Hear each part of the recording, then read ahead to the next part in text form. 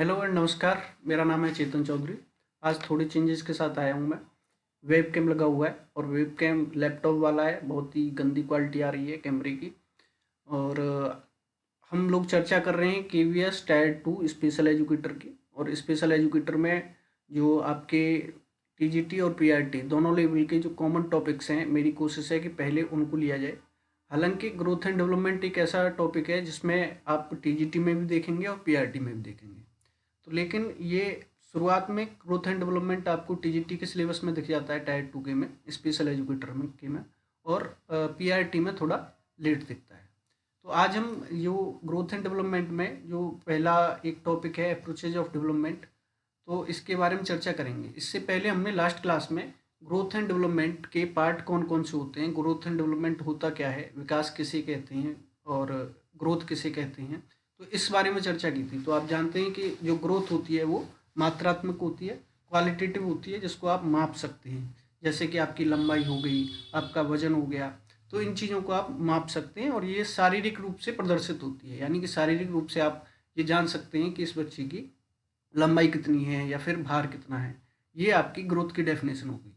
Development में जब हम पढ़ते हैं तो डेवलपमेंट आपका ओवरऑल डेवलपमेंट देखा जाता है, जिसका पार्ट ग्रोथ भी होती है। ठीक है, डेवलपमेंट का पार्ट ग्रोथ भी होती है, लेकिन दोनों में हम डिफरेंस इसलिए करके देखते हैं कि ताकि जब डेवलपमेंट पढ़ें तो आप ये कन्फ्यूजन ना हो कि ग्रोथ भी पढ़ रहे हैं। ग्रोथ पढ़कर और ख़त्म भी हो जाती है, यानी कि आप एक पर्सपेक्टिव लीजिए कि ग्रोथ आपकी एक निश्चित एज तक चल रही है, 17-18 साल तक।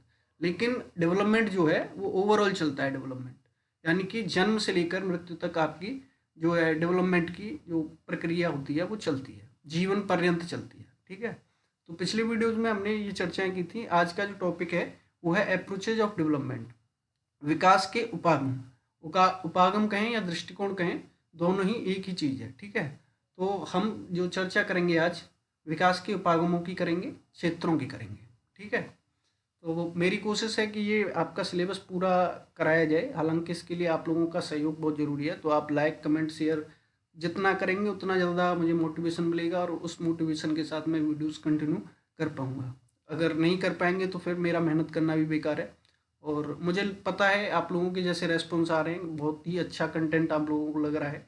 और तो अगर आप इस कंटेंट को कंटिन्यू चाहते हैं तो आपको लगातार मेरे साथ कोशिश करनी पड़ेगी, तभी हम ये कंटेंट कंटिन्यू कर पाएंगे। तो विकास के उपागम अगर पढ़ें तो विकास के उपागमों में अर्थ पढ़ते हैं। सबसे पहले अप्रोचेज क्या होती हैं, तो बालक के शारीरिक, मानसिक, सामाजिक, भावनात्मक एवं संज्ञानात्मक विकास को समझने के विभिन्न दृष्टिकोणों को विकास के उपागम कहा जाता है। दृष्टिकोण की मैंने अभी चर्चा की थी। दृष्टिकोण मतलब जो पर्सपेक्टिव होते हैं उसको दृष्टिकोण कहते हैं। ठीक है, तो उपागम कहें या दृष्टिकोण कहें, बात एक ही है। यह उपागम यह स्पष्ट करते हैं कि बालक का विकास किन कारकों और प्रक्रियाओं के कारण होता है। तो मतलब कौन कौन से कॉजेज रहे हैं और कौन कौन सी प्रक्रिया रही हैं, तो किन कारणों से ये हुआ है, तो उसको कहते हैं विकास के उपागम। मैं यहाँ पे थोड़ी बहुत चीज़ें और क्लियर कर दूँ कि आपके विकास के उपागमों की जब हम चर्चा करते हैं तो दृष्टिकोण समझने के लिए। ठीक है, तो दृष्टिकोण आप चर्चा करें, हम 1 मिनट दीजिएगा मुझे।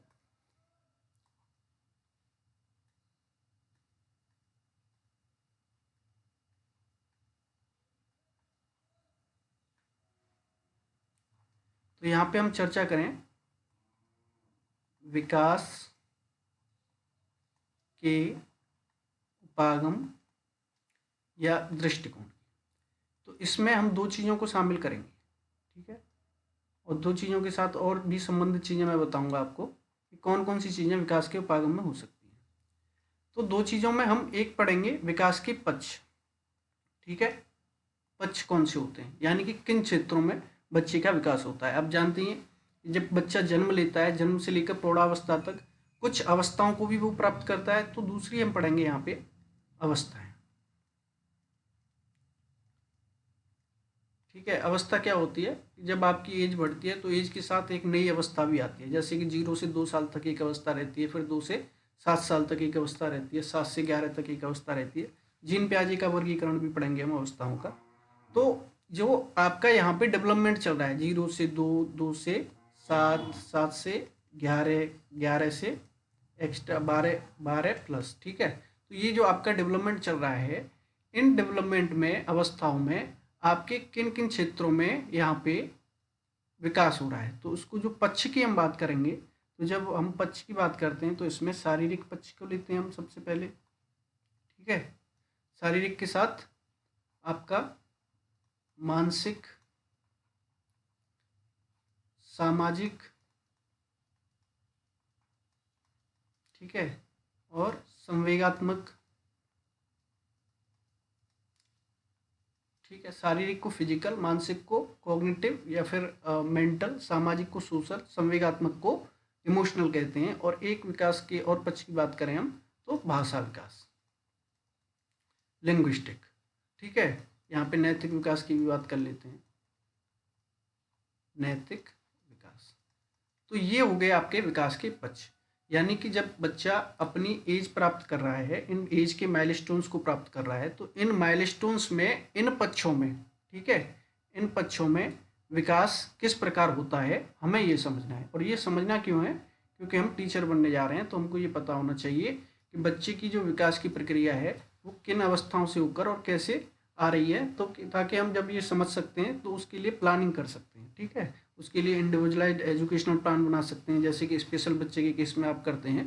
तो आईईपी जब बनाते हैं तो एक केस हिस्ट्री लेते हैं, केस हिस्ट्री में आप सारी चीज़ों को देखते हैं, डेवलपमेंटल माइलस्टोन्स को देखते हैं, ठीक है। तो वो इसीलिए लेते हैं ताकि उसको रीड किया जा सके, इसके विकास के जो है क्षेत्र कौन कौन से रहे हैं और किन क्षेत्रों में जो विकास है, डेवलपमेंट है, वो डिले रहा है। तो उसके लिए हम स्टडी करते हैं स्पेशल एजुकेशन में।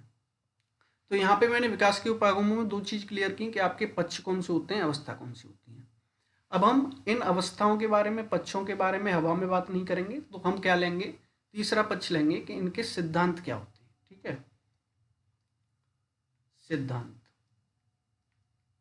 अब मान के चलिए कि कुछ जो मनोवैज्ञानिक हैं, उन्होंने जो अपनी परिभाषाएं दी हैं वो इन क्षेत्रों में दी हैं। यानी कि बालक का मानसिक विकास कैसे होता है, जीन पियाजे ने इसको निरूपित किया है, इसको परिभाषित किया है, ठीक है। जीन और सामाजिक विकास कैसे होता है, तो सामाजिक सांस्कृतिक जब हम थ्योरी पढ़ेंगे तो लेव वाइगोट्स्की को पढ़ेंगे, ठीक है। ऐसे ही इन सभी विकास के पक्षों में, जैसे भाषा विकास में हम नोम चामस्की को पढ़ेंगे, नैतिक विकास में हम कोहलबर्ग को पढ़ेंगे, लॉरेंस कोहलबर्ग को पढ़ेंगे। तो इन सभी विकास के पक्षों में इन लोगों ने क्या डेफिनेशन दी है, क्या बातें कही हैं, ताकि हम समझ सकें कि ये जो विकास की जो गति चल रही है वो कैसी चल रही है। तो इन तीन चीज़ों को पढ़ते हैं हम, पक्ष, अवस्था और सिद्धांत, ठीक है। तो यहाँ पे हम थोड़ा सा शुरुआत से देखें तो अप्रोचेज ऑफ डेवलपमेंट, यानी कि विकास के पक्ष। यहाँ पे हमने डेफिनेशन पढ़ी कि बालक की शारीरिक, मानसिक, सामाजिक, भावनात्मक एवं संवेगात्मक एवं संज्ञानात्मक विकास को समझने के विभिन्न दृष्टिकोणों को विकास के उपागम कहा जाता है। ये उपागम यह स्पष्ट करते हैं कि बालक का विकास किन कारकों और प्रक्रियाओं के कारण होता है। अब जब जब बालक के विकास को हम समझते हैं तो एक चीज़ और आप ध्यान रखिएगा कि बालक का विकास दो चीज़ों पर निर्भर करता है, एक आनुवांशिकता, हेरिडिटरी, ठीक है, और दूसरा एनवायरनमेंट, यानी कि वातावरण। बच्चा आज की स्थिति में कैसा है, ये इन दोनों की अंतरक्रिया का परिणाम है। आप जिस भी व्यक्ति को देख रहे हैं, जिस भी व्यक्ति को देख रहे हैं, बच्चे को या व्यक्ति को देख रहे हैं, तो आनुवंशिकता यानी कि उसके माता पिता कैसे रहे हैं और साथ में उसका वातावरण कैसा हुआ है, यानी कि समाज, स्कूल, परिवार, वो कैसा उसको मिला हुआ है। तो ये दोनों जब कोऑर्डिनेट करते हैं, आनुवंशिकता और वातावरण, तो वो परिणाम होता है डेवलपमेंट का, यानी कि विकास का, ठीक है। तो आनुवंशिकता यानी हेरिडिटी को अगर हम पढ़ें तो यहाँ पे टॉपिक के अनुसार जैविक और मैच्योरेशन अप्रोच यहाँ पे अपनाती है जो आपकी हेरिडिटी है। मैच्योरेशन प्रोसेस यानी कि दौड़ना, मैं बताऊँ आपको दौड़ना मैंने यहाँ पे क्यों लिखा। दौड़ने से पहले जब शिशु होता है तो वो सरकता है, ठीक है, रेंगता है। रेंगने के बाद वो उठता है, फिर उठ के चलना सीखता है। तो रेंगना क्या हो गया, ये उसकी परिपक्वता तो हुई नहीं। परिपक्वता क्या है, दौड़ना, और रेंगना क्या है, ये प्रोसेस है। तो प्रोसेस से परिपक्वता की ओर जा रहा है बच्चा, ठीक है। प्रोसेस से कहाँ जा रहा है, परिपक्वता की ओर। तो इसको कहते हैं जो वो परिपक्वता उपागम, ठीक है, मैचुरेशन अप्रोच। तो इसके जो प्रमुख वैज्ञानिक हैं वो अर्नोल्ड गैसल है, ठीक है, जिन्होंने जैविक और परिपक्वता उपागम के बारे में बात की है। और प्रमुख सिद्धांत है इसमें मैचुरेशन थ्योरी, ठीक है। थोड़ा थोड़ा ही पढ़ेंगे आगे, क्योंकि अगर कंटिन्यू रहेगी ये सीरीज़ तो हम आगे और भी अच्छे से पढ़ेंगे, ठीक है इसको। तो यहाँ इस पिक के माध्यम से आप समझ सकते हैं कि ये मैचुरेशन थ्योरी क्या कहती है। ये मैचुरेशन थ्योरी जो है, आप थ्योरी के हिसाब से इन स्टेटमेंट को याद करिएगा, ठीक है, अपने हिसाब से नहीं। तो मैचुरेशन थ्योरी कहती है कि नेचर ओवर नर्चर, यानी कि जो पालन पोषण, जो मतलब जो माता पिता हेरिडिटरी देते हैं, वो नर्चर यानी वातावरण से ये जो अर्नल्ड रैसल हैं ये बड़ी मानते हैं। ये कहते हैं कि child's development is mainly controlled by their genetics, यानी कि जेनेटिक्स को ये प्रमुखता देते हैं। दूसरी चीज़ यहाँ से इन्होंने कहा कि डेवलपमेंट फॉलोज ए प्रेडिक्टेबल और यूनिवर्सल सीक्वेंस ऑफ स्टेजेस। तो जो डेवलपमेंट होता है वो कुछ निश्चित विकासात्मक अवस्थाओं को प्राप्त करता है। ये बात तो बिल्कुल सही है। यहाँ पे क्योंकि तमाम आपको विचारधाराएं मिल जाएंगी, तो आप पढ़ेंगे कि नेचर और नर्चर दोनों का समान रूप से योगदान होता है। कहीं कहीं पे कोई विचारधारा कहती है कि नर्चर का भी योगदान सबसे प्रमुख होता है, नेचर के ऊपर रखता है। तो ऐसे ही हम इस विचारधारा में जो है तमाम पक्ष जान सकते हैं, नेचर ओवर नर्चर होता है या नहीं होता है। लेकिन इसमें ये सभी वैज्ञानिक मानते हैं, मनोवैज्ञानिक मानते हैं कि डेवलपमेंट जो होता है वो एक निश्चित और सिक्वेंशियल जो है अवस्थाओं को प्राप्त करता है। तो development follows a predictable universal sequence of stages, ठीक है। तीसरा हम पढ़ें नर्वस सिस्टम डेवलपमेंट। तो the nervous system drives the development of children's cognitive, motor and behavioural skill. तो अर्नोल्ड गैसल जो होते हैं ये क्या कहते हैं कि जो नर्वस सिस्टम होता है आपका तंत्र का तंत्र, वो आपके बच्चे के कॉग्निटिव यानी कि मानसिक, मोटर यानी कि गामक, गामक मतलब कि चलना फिरना, ये सब चीज़, ठीक है, एंड बिहेवियरल स्किल, और व्यवहारात्मक जो स्किल्स होती हैं उनको प्रभावित करता है। क्या करता है नर्वस सिस्टम? किसकी परिभाषा है ये? अर्नोल्ड गैसल की परिभाषा या सिद्धांतम के, ठीक है। Children follows the same stages but their pace varies due to genetic difference. सभी बच्चे एक समान जो स्टेज होती हैं, विकासात्मक अवस्था होती हैं, उनको फॉलो करते हैं, लेकिन उनका जो डेवलपमेंट होता है वो निर्भर करता है कि उनके जेनेटिक्स क्या हैं, ठीक है, उनके माता पिता कैसे हैं, ठीक है। तो आप जानते हैं कि इंडिविजुअलाइज्ड जो डिफरेंसेस होते हैं, कोई भी व्यक्ति इस दुनिया में एक जैसा नहीं होता, चाहे उसकी शक्ल भी सेम हो, ठीक है, तो भी वो एक जैसे नहीं होते। तो यही ये कहते हैं कि डेवलपमेंट के स्टेजेस को सारे बच्चे प्रक्रिया को पार करते हैं, लेकिन उनका जो डेवलपमेंट होता है वो जेनेटिक्स पे डिपेंड करता है। तो ये आपकी जो है मैचुरेशन की जो परिभाषा है उसको हम पढ़ रहे हैं, जिसको हम कहते हैं जैविक हिंदी में, और परिपक्वता उपागम, ठीक है। तो ये एक अप्रोच आपकी ये रही, ठीक है। और इसकी जो प्रमुख मनोवैज्ञानिक हैं वो हैं अर्नोल्ड गैसल। अब हम दूसरा पक्ष जानेंगे, दूसरा उपागम जानेंगे। तो उसके इसको भी थोड़ा पढ़ लेते हैं। इस उपागम के अनुसार बालक का विकास मुख्यतः जन्मजात गुणों और जैविक परिपक्वता पर निर्भर करता है। विकास एक प्राकृतिक प्रक्रिया है जो एक निश्चित क्रम में होती है। सीखने से पहले जैविक तैयारी आवश्यक मानी जाती है, ठीक है। मुख्य बिंदु इसके क्या है कि विकास का आधार आनुवंशिकता है और पर्यावरण की भूमिका इस थ्योरी में सीमित मानी गई है, यानी कि मानी तो गई है लेकिन सीमित है। विकास सीखने से पहले परिपक्वता का परिणाम है, यानी कि बच्चा सीखेगा उससे पहले जो है परिपक्व हो जाना चाहिए। ये थ्योरी इस बात की वकालत करती है। दूसरा हम पढ़ते हैं बिहेवियरिस्ट अप्रोच, व्यवहारवादी उपागम क्या है। तो बिहेवियरिस्ट अप्रोच में आप मनोवैज्ञानिकों के नाम याद करिएगा, John B Watson, Ivan Pavlov, B F Skinner, ठीक है। तो प्रमुख सिद्धांत इनके कौन से हैं? क्लासिकल कंडीशनिंग और ओपरेंट कंडीशनिंग, ठीक है, शास्त्रीय अनुबंधन और अनुक्रिया जो स्टिमुलस रेस्पॉन्स थ्योरी, ये प्रमुख व्यवहारवादी उपागम में आती हैं।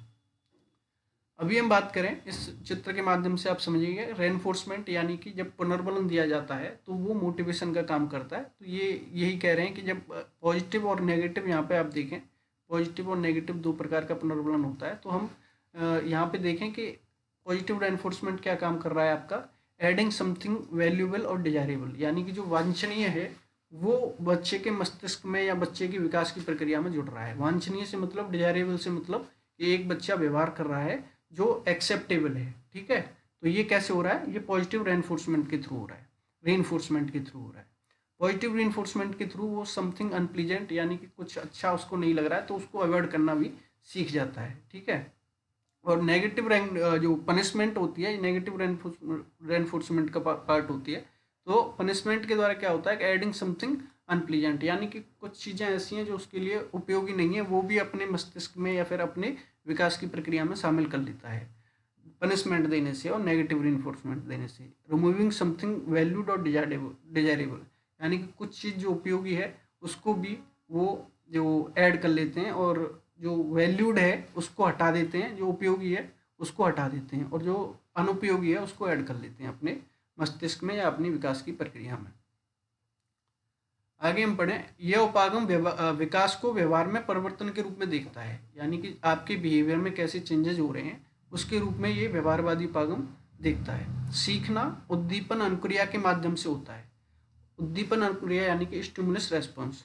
स्टिमुलस रेस्पॉन्स यानी कि एक चीज़ है, जैसे कि अगर कहीं पे गर्मी लग रही है तो मतलब आग जल रही है तो आप हाथ सेक रहे हैं, आपको गर्मी लगने लगी तो आपने हाथ हटा लिए, तो ये उद्दीपक हो गया आपका आग, और हटाना हो गया आपका स्टिमुलस। तो ये एक उद्दीपन अनुक्रिया की जो है एक छोटी सी आप एग्जाम्पल समझ सकते हैं।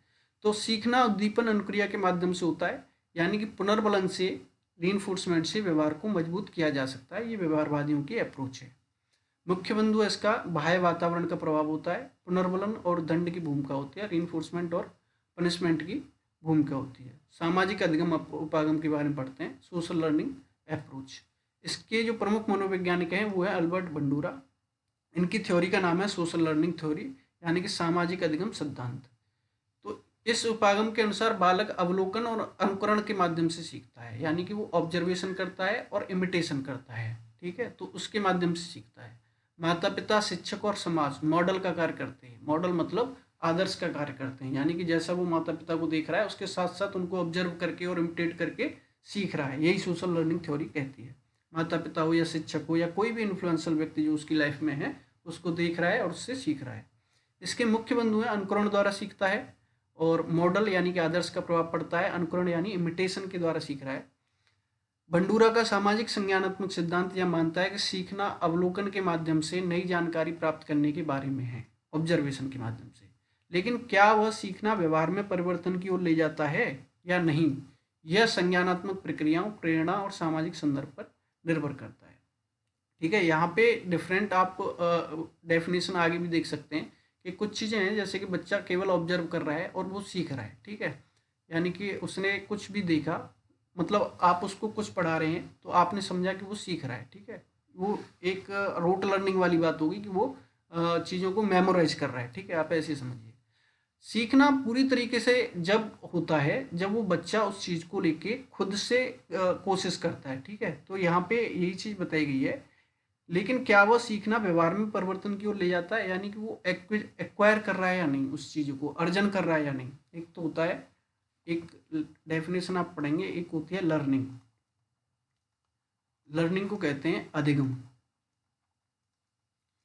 और एक होती है एक्विजिशन, इसको कहते हैं अर्जन हिंदी में। तो अधिगम और अर्जन में अंतर ये है कि अधिगम होता है आपका केवल आपने पढ़ा रटा और जो है देखा, सीख मतलब देखा और थोड़ी देर के लिए लगा लोगों को कि आप सीख गए, तो ये अधिगम होता है, ठीक है। अर्जन होता है कि जब आप कोई भी चीज़ सीख रहे हैं उसको आप अपने व्यवहार में लेके आए, व्यवहार में लेके आने के बाद आपके अंदर ये इच्छा हुई, इंटरेस्ट हुआ उसको और ज़्यादा सीखा जाए। तो आपने जब सीखने के लिए यहाँ पे जो बाहरी दबाव नहीं ले रहे हैं, कोई किसी का फोर्स नहीं है आपको सीखने के लिए, आप स्वयं से सीख रहे हैं, तो इसको कहते हैं अर्जन करना, यानी कि एक्वायर करना, चीज़ों को अर्जन करना। तो यही बंडूरा कहते हैं कि क्या वह सीखना व्यवहार में परिवर्तन की ओर ले जाता है या नहीं, यह संज्ञानात्मक प्रक्रियाओं यानी कि मेंटल ऑपरेशंस, प्रेरणा, मोटिवेशन और सामाजिक संदर्भ, सोशल कॉन्टेक्स्ट पर निर्भर करता है। इसके बारे में हम और आगे पढ़ेंगे, अभी केवल हम ये देख लेते हैं कि अप्रोचेज होती कौन कौन सी हैं। संज्ञानात्मक सिद्धांत, कॉग्निटिव अप्रोच, इसके जो प्रमुख आप मान सकते हैं वो जीन पियाजे को मान सकते हैं। इनके प्रमुख सिद्धांत हैं कॉग्निटिव डेवलपमेंट थ्योरी, ठीक है, संज्ञानात्मक विकास सिद्धांत। तो ये उपागम जो है विकास को सोचने, समझने और तर्क करने की प्रक्रिया के रूप में देखता है। तो विकास क्या है? सोचने की प्रक्रिया, समझने की प्रक्रिया, और फिर समझने के बाद जब आपके मन में कॉन्सेप्ट आ गया पूरी तरीके से तो उस पर तर्क भी आप कर सकते हैं, उस पर विचार संप्रत्यय भी आप कर सकते हैं। तो ये वो प्रक्रिया है। बालक ज्ञान को सक्रिय निर्माता होता है। बालक ज्ञान का सक्रिय निर्माता होता है। सक्रिय निर्माता का मतलब वो ज्ञान जो है डिस्कवरी मेथड के माध्यम से अर्जित करता है। ठीक है, डिस्कवरी मेथड मतलब कि आपने प्रोजेक्ट लर्निंग सुनी होगी, आपने कोई प्रोजेक्ट दिया बच्चे को और फिर वो बच्चा नई नई चीज़ों को सीख रहा है खुद से, तो इसको डिस्कवरी लर्निंग कहते हैं। तो यहीं पर सक्रिय निर्माता का अर्थ भी आप यही समझ सकते हैं। डिस्कवरी लर्निंग यानी कि एक्टिव लर्निंग करता है, तो वो सक्रिय निर्माता है और अपने अनुभवों से यानी कि अपने एक्सपीरियंस से सीखता है। इसके मुख्य बिंदु हैं कि मानसिक संरचनाओं का विकास और समस्या समाधान पर यानी प्रॉब्लम सॉल्विंग पर बल देता है। आप ये जो है वर्ड याद रखिएगा, प्रॉब्लम सॉल्विंग, क्योंकि ये बहुत महत्वपूर्ण है। आगे एग्जाम ओरिएंटेड भी है, इसमें से क्वेश्चन आएंगे, और वैसे भी आपको थ्योरी समझने के लिए भी ये बहुत महत्वपूर्ण हो जाता है। बालक सीखने की प्रक्रिया में सक्रिय भूमिका निभाता है। प्याजे ने कुछ जो है कॉग्निटिव डेवलपमेंट की स्टेजेस दी थी। ठीक है, स्टेजेस के बारे में मैंने बताया कि जब हम अप्रोच पढ़ रहे हैं तो स्टेज भी पढ़ेंगे। स्टेज मतलब अवस्था। तो उन अवस्थाओं में एक है आपकी सेंसरी मोटर, जो होती है आपकी 0 से 2 स्टेज, और एक है आपकी प्री ऑपरेशनल पीरियड 2 से 7, स्टेज 3 7 से 11, और स्टेज 4 एज 11 से प्लस या 12 से प्लस। ठीक है, तो यहाँ पे जैसे कि प्याजे ने बताया कि सेंसरी मोटर, प्याजे का बहुत बड़ा टॉपिक है, हम अलग वीडियो में उसको क्लियर कर सकते हैं, या फिर आप पुराने वीडियोस देखेंगे प्लेलिस्ट के थ्रू तो आपको प्याजे का वीडियो मिल जाएगा इस चैनल पर। तो आप इन सारी जो प्रक्रिया हैं इसको और अच्छे से समझ सकते हैं। ठीक है, तो यहाँ पे इसको यहीं पे छोड़ देते हैं। दूसरा हम देखते हैं सामाजिक सांस्कृतिक उपागम, socio cultural approach. Socio cultural approach के जो प्रतिपादक माने गए हैं वो लेव वाइगोट्स्की माने गए हैं। लेव वाइगोट्स्की और जीन प्याजे दोनों ही का जन्म एक ही साल में हुआ था। आप ये लोग ये ध्यान रखिएगा। जीन प्याजे स्विट्जरलैंड के थे, लेव वाइगोट्स्की रूस के थे। तो इन्होंने अपने समय में जो प्रमुख सबसे प्रमुख मनोवैज्ञानिक माने जाते हैं, ये दो ही माने जाते हैं, क्योंकि इन्होंने जो भी थ्योरी दी है उनको हम आज भी पढ़ रहे हैं और सबसे ज़्यादा रेलिवेंट थ्योरी इनकी है। जैसे कि लेव वाइगोट्स्की का सामाजिक सांस्कृतिक उपागम और जीन प्याजे का संज्ञानात्मक विकास का सिद्धांत। तो इन्होंने क्या दिया, लेव वाइगोट्स्की ने सोशियो कल्चरल थ्योरी और जेडपीडी यानी कि जोन ऑफ प्रोक्सिमल डेवलपमेंट, ये दो चीज़ें दी थी। जोन ऑफ प्रोक्सिमल डेवलपमेंट में क्या होता है, बच्चा अपने से बड़े से यानी कि MKO मोर नॉलेजेबल अदर के द्वारा सीखता है। ठीक है, यानी कि कोई भी जो उससे सीनियर है या फिर उससे बड़ा है, उसका पीयर भी है, पीयर मतलब सहपाठी भी है, तो वो उसको हेल्प करे तो बच्चा खुद ही ज्ञान का निर्माण करने लगता है। ठीक है, तो इस उपागम के अनुसार, और फिर ये हेल्प कहाँ तक दी जाती है, जो आपको सीखने वाला है वो पहले आपको प्रॉम्प्टिंग के माध्यम से देगा, फिजिकल प्रॉम्प्ट, वर्बल प्रॉम्प्ट। ठीक है, तो ये प्रॉम्प्ट आप देखें कि जब आप स्पेशल बच्चे पे काम करते हैं तो ये प्रॉम्प्टिंग बहुत काम आती है। आगे हम पढ़ेंगे TA approach, task analysis approach, जब हम पढ़ेंगे तब इसके बारे में हम पढ़ेंगे। ठीक है, तो इस उपागम के अनुसार विकास और सीखना सामाजिक अंतःक्रिया और संस्कृति से प्रभावित होता है। यानी कि आपका लर्निंग और जो डेवलपमेंट है वो किससे प्रभावित होती है, सामाजिक अंतःक्रिया, सोशल इंटरेक्शन जब बच्चा करता है तो उससे प्रभावित होती है। और संस्कृति यानी कल्चर, कल्चर ऐसा कैसा है बच्चे का, यानी आस पड़ोस वातावरण कैसा है उसका, उससे प्रभावित होती है। अधिक सक्षम व्यक्ति की सहायता से बालक बेहतर सीखता है। यानी कि बच्चे में जो कुछ भी आता है, अगर उसको थोड़ा उससे ज़्यादा सीखने वाला उसको सिखाता है तो उससे वो जो है सीखना बेहतर हो जाता है। जैसे मुख्य बिंदु है इसमें भाषा और समाज की भूमिका, निकटस्थ विकास क्षेत्र, इस थ्योरी के दो मुख्य बिंदु हैं। तो जेडपीडी में आप देखें यहाँ पे एक ये जो गोला आपको दिख रहा है ये वाला, तो ये किसको आपका संदर्भित कर रहा है, व्हाट आई कैन डू, मैं क्या कर सकता हूँ। और जब मुझे हेल्प मिल जाती है तो ये गोला आपका किसका है, what I can do with help. और तीसरा है व्हाट आई कैन डू। तो zone of proximal development ZPD कहता है what needs to be done to take the learner where he needs to be, यानी कि बच्चा यहाँ पर है और उसको यहाँ पर होनी चाहिए। तो ये जोन ऑफ प्रोक्सिमल डेवलपमेंट वही डिफाइन करता है।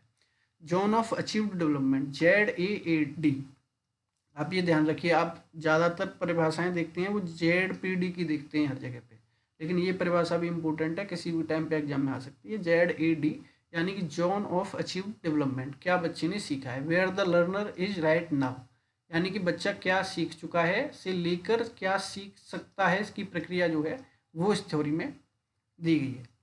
और सीखना क्या है, एक सामाजिक प्रक्रिया है। मानवतावादी उपागम की बात करें, हम ह्यूमनिस्टिक अप्रोच की बात करें, तो इसके प्रमुख मनोवैज्ञानिक हैं अब्राहम मास्लो, कार्ल रोजर्स। इनका प्रमुख सिद्धांत है नीड हायरार्की थ्योरी और self theory. Need hierarchy theory जो है उसको आवश्यकता पदानुक्रम का सिद्धांत कहते हैं, ठीक है। और सेल्फ थ्योरी यानी कि सेल्फ रियलाइजेशन करके हम अभी पढ़ेंगे, ठीक है। यह उपागम बालक को एक स्वतंत्र और आत्म सक्षम व्यक्ति मानता है, यानी कि बच्चा क्या है, एक इंडिपेंडेंट है और आत्म सक्षम, यानी कि वो खुद से ही चीज़ों को करने में सक्षम है। भावनात्मक सुरक्षा, आत्मसम्मान और आत्म साक्षात्कार को विकास का आधार माना गया है। जब बच्चे को इमोशनल सिक्योरिटी दी जाती है, बच्चे को सेफ फील कराया जाता है, आत्मसम्मान, जब बच्चे को लगातार कॉन्फिडेंस दिया जाता है और उसको जो वो सीख रहा है उसको अप्रेजल मिलता है, ठीक है, तो उसको आत्मसम्मान और आत्म साक्षात्कार, जब बच्चा अकेला बैठा हो, फिर वो अपनी सीखी हुई चीज़ों को दोहरा रहा हो, यानी फिर वो सीख मतलब अंतर्निहित कर रहा हो उन चीज़ों को, इसको आत्म साक्षात्कार कहते हैं। तो इनको विकास का आधार माना गया है। मुख्य बिंदु इसमें आत्मसम्मान का विकास और भावनात्मक आवश्यकताओं की पूर्ति। बहुत से लोग मुझसे इंग्लिश के लिए कह रहे थे कमेंट बॉक्स में, इंग्लिश के लिए बहुत सारी चीज़ें हैं, जैसे कि जो ऑडियंस रहेगी फिर वो लगातार कहेगी वीडियो लेंथ ज़्यादा हो रही है और इंग्लिश का वो मतलब कम ही है हमारे पास ऑडियंस इंग्लिश वाली, तो फिर इंग्लिश का भी शुरुआत नहीं कर सकते, धीरे धीरे देखते हैं क्या क्या हो सकता है। लेकिन मैं कोशिश करता हूँ कि जो टर्म है आपके इंग्लिश में हो और इंग्लिश हिंदी दोनों में आप सीख सकें। तो जो हम थ्योरी यहाँ पे पढ़ रहे हैं, यहाँ पे सेल्फ एक्चुअलाइजेशन, यहाँ पे लास्ट स्टेज आपको दिख रही होगी। सेल्फ साइकोलॉजिकल नीड्स होती हैं, ठीक है, जैसे कि फूड, वाटर, स्लीप। सेफ्टी एक नीड होती है, होम स्वीट होम, ये सेफ्टी होती है भाई साहब, ठीक है। और लव एंड बिलोंगिंग, यानी कि आपको प्यार और संबंध जो है, achieving deeper more meaningful relationship, ये डेवलपमेंट को परिभाषित कर रहे हैं, ठीक है। किसको, डेवलपमेंट को, किसके अनुसार कर रहे हैं हम, यहाँ पे दो मनोवैज्ञानिक है, अब्राहम मास्लो और अब्राहम मास्लो का आवश्यकता पदानुक्रम का सिद्धांत है वैसे ये, और कार्ल रोजर्स, ठीक है। कौन सा है ये, मानवतावादी उपागम यानी कि ह्यूमनिस्टिक अप्रोच। तो साइकोलॉजिकल नीड्स होती हैं, साइकोलॉजिकल नीड्स के बाद सेफ्टी, सेफ्टी के बाद लव एंड बिलोंगिंग, बिलोंगिंग के बाद एस्टीम, इच्छा, ठीक है, you have acquired the skill that lead to honour and recognisation, और फिर सेल्फ एक्चुअलाइजेशन, यानी कि you are living to your highest potential, ठीक है।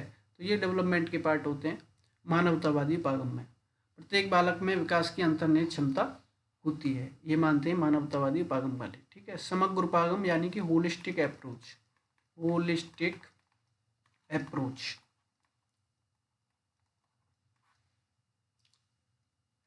होलिस्टिक अप्रोच के बारे में हम पढ़ें तो ये 5 स्टेप में दिया गया है। एक आपका cognitive development, positive parenting increase children's cognitive, social and in problem solving abilities as they grow up. जो पॉजिटिव पेरेंटिंग होती है, सकारात्मक आप बच्चे का लालन पालन करते हैं, तो वह क्या इंक्रीज करती है, कॉग्निटिव यानी कि मानसिक, सोशल यानी कि सामाजिक, और प्रॉब्लम सॉल्विंग यानी कि समस्या समाधान की जो एबिलिटीज होती हैं, क्षमताएं होती हैं, उनको जो है बढ़ाती है पॉजिटिव पेरेंटिंग। फिजिकल डेवलपमेंट, ये हम कहाँ पढ़ रहे हैं, होलिस्टिक अप्रोच में। Physical development, parental guidance can instil in children a healthy exercise and eating arrangement to achieve optimal physical development, ठीक है। यानी कि पोषण के ऊपर अगर पेरेंट्स ध्यान दें अच्छे से, तो जो है फिजिकल डेवलपमेंट अच्छा होता है। Socio cultural development, the child learns how to interact with others by working towards a common goal, developing team spirit, ठीक है। तो ये सोशल कल्चरल डेवलपमेंट का पार्ट हो रहा है। मेंटल डेवलपमेंट या cognitive development, parenting method assist the child with learning innovatively, embracing setbacks and overcoming them. यहाँ पे पेरेंटिंग के साथ साथ आप टीचर्स भी जोड़ते जाइएगा, ठीक है, क्योंकि हम विकास के तमाम पक्षों को पढ़ेंगे तो उसमें शामिल टीचर्स भी होंगे और पेरेंट्स भी होंगे जो विकास के पक्षों में सहायता करते हैं डेवलपमेंट में। Spiritual development, teaching your children to be more accepting and to believe the greater good can help them and find meaning in their lives. तो ये होलिस्टिक अप्रोच है, यानी कि विकास के सभी पक्षों को यहाँ पे शामिल करने की कोशिश की गई है। व्याख्या, यह उपागम बालक के विकास को एक पूर्ण और एकीकृत प्रक्रिया मानता है। शारीरिक, मानसिक, सामाजिक और भावनात्मक सभी पक्ष एक दूसरे से जुड़े होते हैं और बाल विकास को अलग अलग नहीं बल्कि संपूर्णता में देखा जाता है। तो ये हमारी फर्स्ट क्लास थी जो कि कैमरे के साथ थी। कैमरे की क्वालिटी को आप बिल्कुल ही इग्नोर करिएगा क्योंकि ये किसी भी मतलब लेवल की नहीं है। और ये मेरी कोशिश थी कि थोड़ा इंटरेक्टिव माहौल बनाया जाए। आप जानते हैं कि जब आपको लर्निंग में सबसे ज़्यादा अप्रोच क्या अपनाई जाती है, काइनेस्थेटिक अप्रोच। जो भी आपका फैसिलिटेटर है, आपको सिखाने वाला है, वो काइनेस्थेटिक अप्रोच अपनाए, यानी कि आपके सभी इंद्रियों का वो प्रयोग करे, तो सीखना आसान होता है। तो यही कोशिश थी मेरी कि अभी तक केवल वॉइस डिपेंडेबल जो वीडियोज आ रही थी उनमें जो कैमरा लाके आपको थोड़ा सा इंटरेक्टिव किया जाए। तो आप चाहते हैं अगर ये वीडियो सीरीज़ कंटिन्यू रही तो आप ज़रूर हमें बताइएगा कमेंट बॉक्स में। नमस्कार।